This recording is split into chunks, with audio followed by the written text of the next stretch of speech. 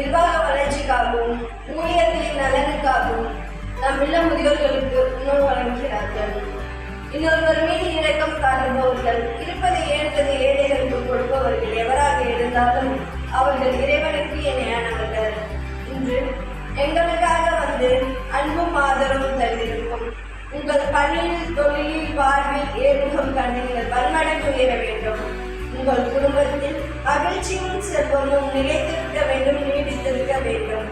சுற்றம் சூழ நீங்கள் வாழ்வாங்க வாழும் தெய்வங்களான முதியோர்களின் பரிபூர்ண ஆசீர்வாதங்கள் என்றும் உங்களுக்கு பட்டப்பனையாக இருக்கும். பெற்றோர்களாய் நேசிக்கும் உங்களுக்கு